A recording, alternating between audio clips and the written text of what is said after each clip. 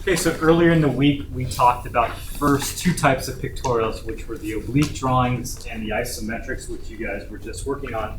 Today, we want to talk about the third type of pictorial, which is perspective sketching. So this will be notes on perspective sketching for those who are keeping up in their notebook.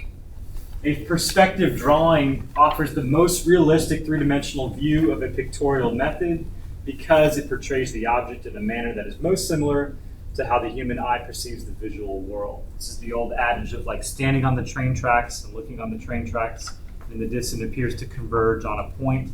Those are perspectives, and that's the type of drawings that we are going to be looking at within this presentation. There are three types of perspective drawings: 1 point, 2 point, and 3 point perspectives. The 1 point is going to look and be created most similarly to an oblique drawing versus a 2 point, which looks and is created similarly to an isometric drawing, and then we'll discuss what the 3 point is because it's fairly different. Starting with the 1 point perspective, simple to make but somewhat awkward in appearance when compared to the other types of pictorials. A horizon line represents the horizon, horizontal line represents the horizon. One vanishing point is identified on that horizon line, and then a series of lines are drawn from distinctive points in the object to the vanishing point outlining the object being constructed. So we're going to go through then the steps of how we would create that for an object. Two methods that we could use to create a 1 point perspective for this object, and so we'll go through each of those in this presentation.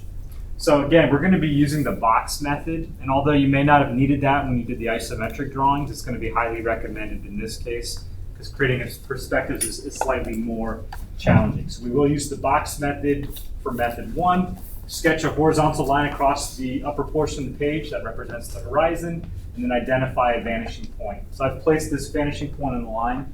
The placement of that point is arbitrary. It could really be anywhere along the line, and I can still create the 1 point perspective, as is mentioned right here.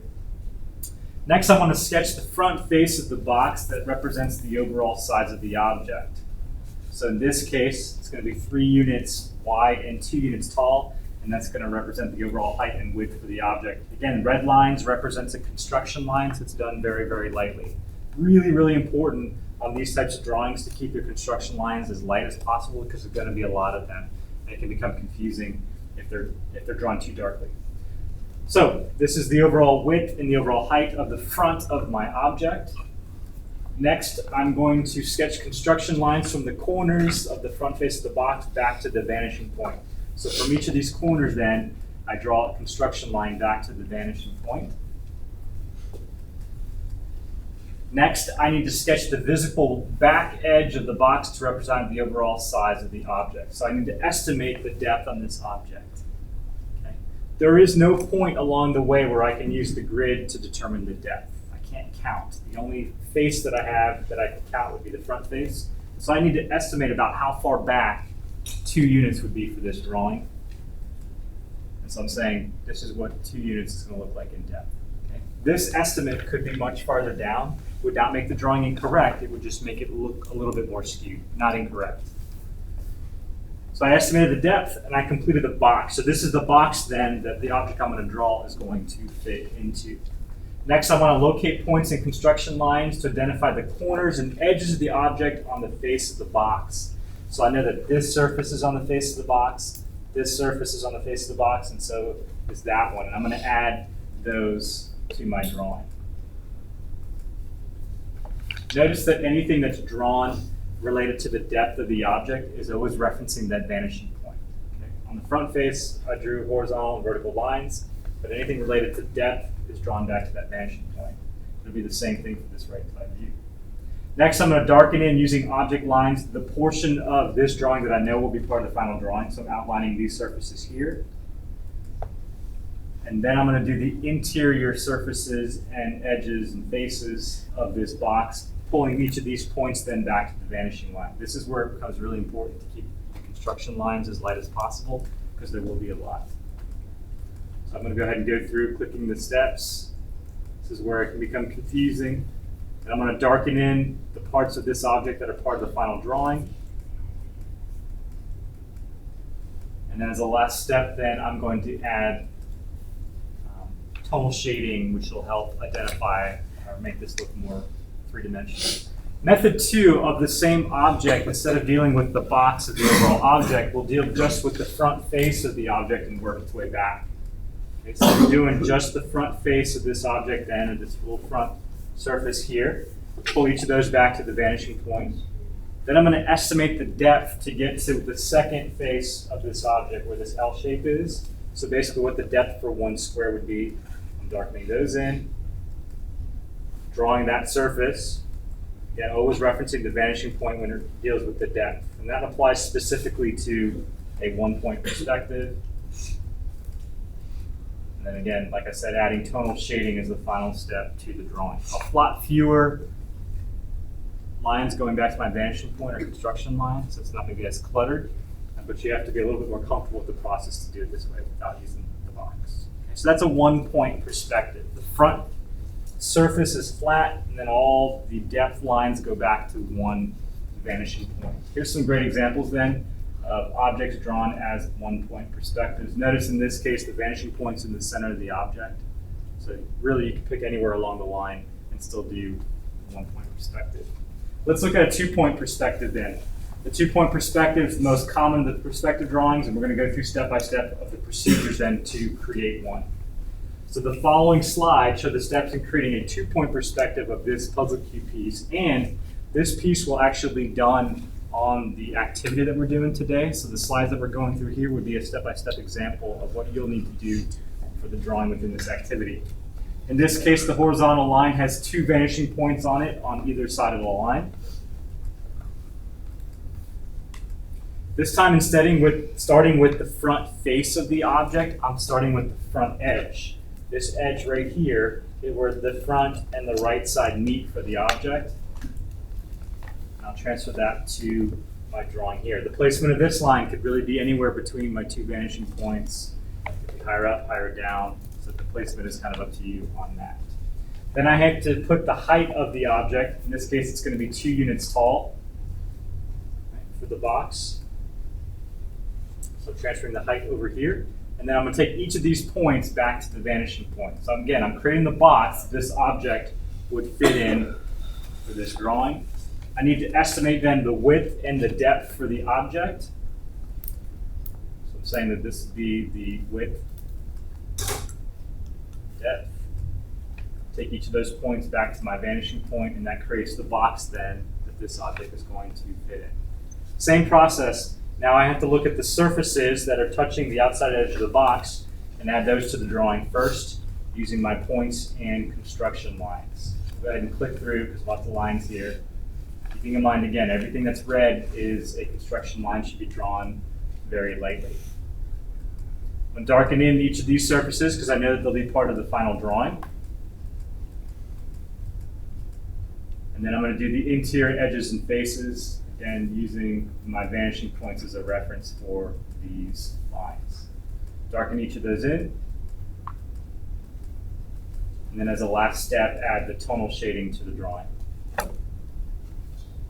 If you keep these construction lines really light, you don't have to erase them. So if you keep them light enough where I can still see what the drawing looks like when I'm done, you don't have to go back and erase these lines. This will be a printer then drawn as a two-point perspective.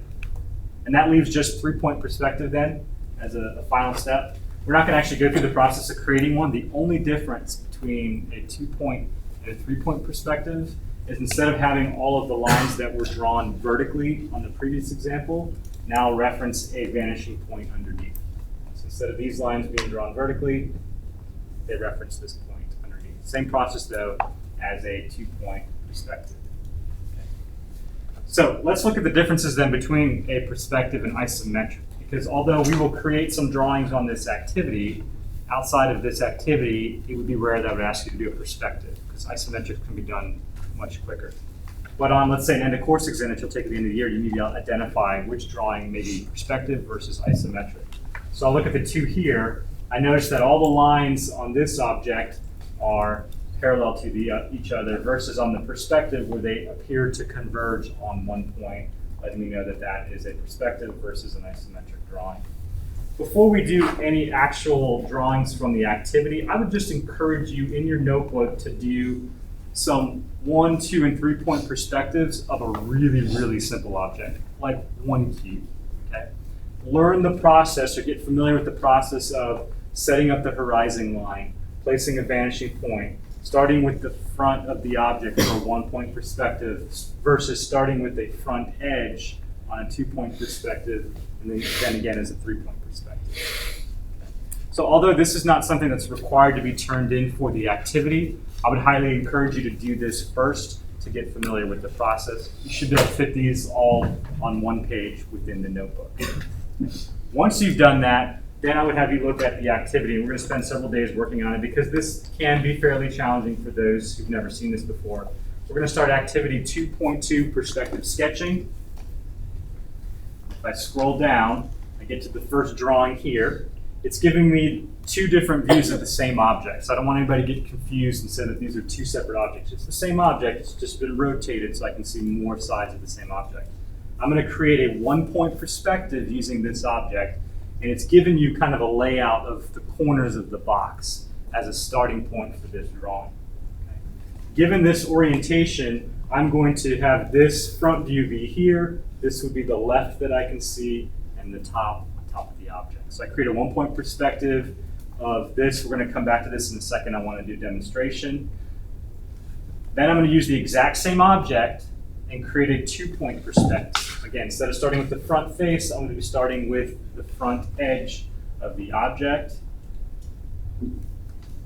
Then we have this block that we looked at an example within the PowerPoint as a 1-point and 2-point perspective. So this is the 1 point as your reference. The 2-point would be in the PowerPoint, and then you're going to select an object that you would like to try to do either a 1-point or 2-point perspective. I would keep that object fairly geometric and simple for this process. So it can be on this list or it can be something else. You decide whether it's going to be 1 or 2-point perspective, and then finally the 3 conclusion questions. So in total, it is 5 drawings in the notebook and then the 3 conclusion questions.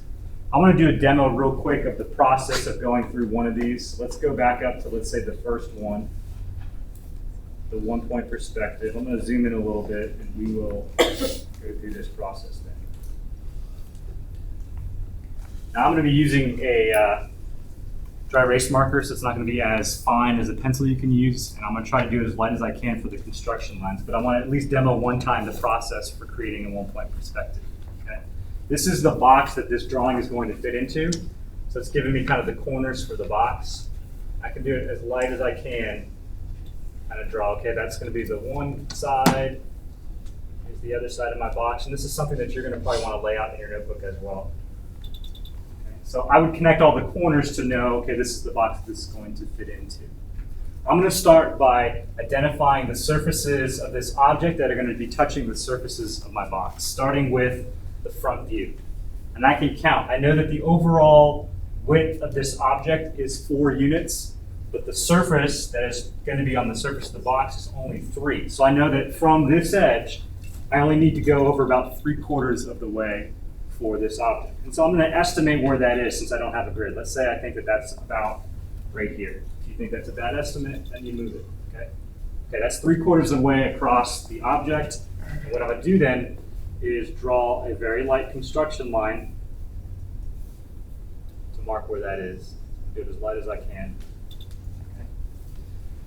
I'm going to estimate then that the height of this front surface is 2/3 of the way up, right? Because I have 1, 2, 3 is the total height for the object. And so I'm going to say that it's about 2/3 of the way up. And so my estimate is going to be that that's right there on the line. So that's my construction line, that's my point. And I'm going to take that point back to my vanishing point. I'll do it as light as I can. A little bit off on that last part here. Bring this straight across. I know it'll be part of the final drawing, so I'm going to go ahead and darken in this surface. Down to the corner.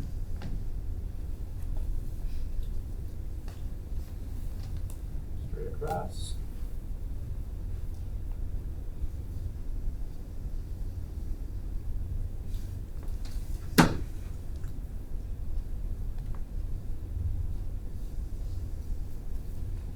Okay, so I've identified then the front surface that's touching the box, darken that in. Do the same process for, in this case, the left-hand side. The left basically separates this amount of space of the box in half. I have 1 unit and 1 unit. So if I can find the midpoint, I basically know where the left is going to be. And so I can estimate where that's going to be. I'll say, you know what, that's going to be the midpoint between the two surfaces. I'm going to bring this line directly down. And to know where to stop, it again is based on where the vanishing point is. So it needs to come down a little bit more. Where those two meet up is where that's going to be. Okay, I'll then darken this in as well.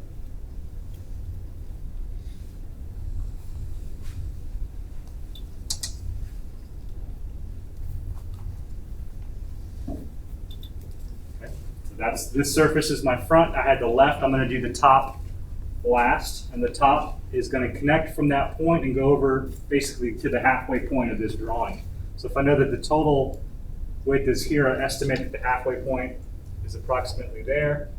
Again, with a light construction line. And I bring this over till it meets that point.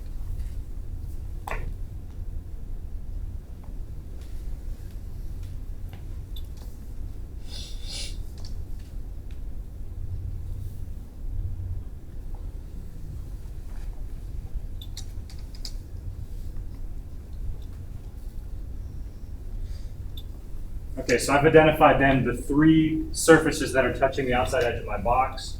Just to make this easier, I'm going to get rid of this part of my construction line.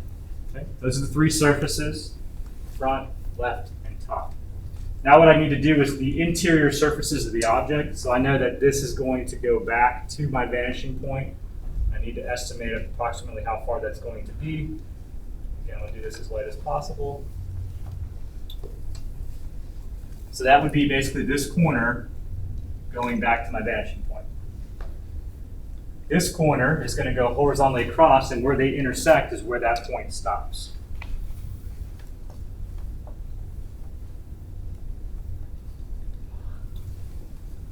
So that would be from this corner, and now they have the point where they meet in between. I'm going to bring this line up until it hits my previous line that I drew above there. Again, I can erase this. This is part of the construction line, not part of the drawing. I'm going to connect this corner here.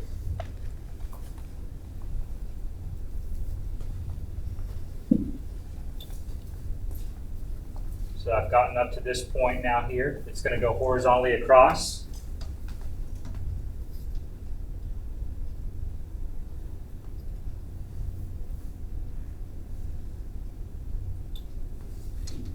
Those points. So I'm doing basically all the interior surfaces at this point, with one final step, which would be that back corner here. I know that it's going to go to the vanishing point. I'm estimating, since my yardstick's not long enough,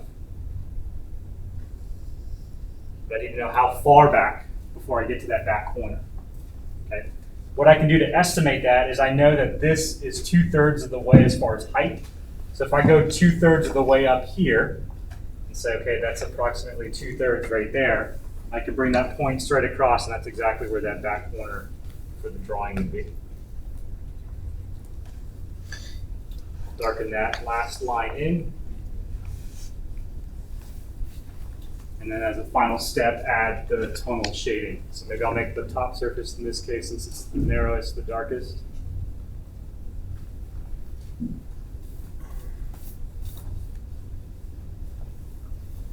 And add some more shading on this side here.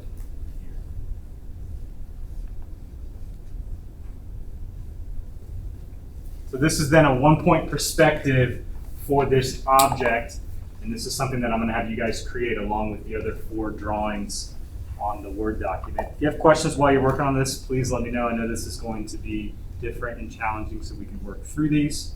I'm going to give you today, tomorrow, and potentially through Wednesday of next week, depending on how long it takes to get through these. And again, start with the single cube first. I think if you can set one up of a very simple object, it will be helpful when you tackle these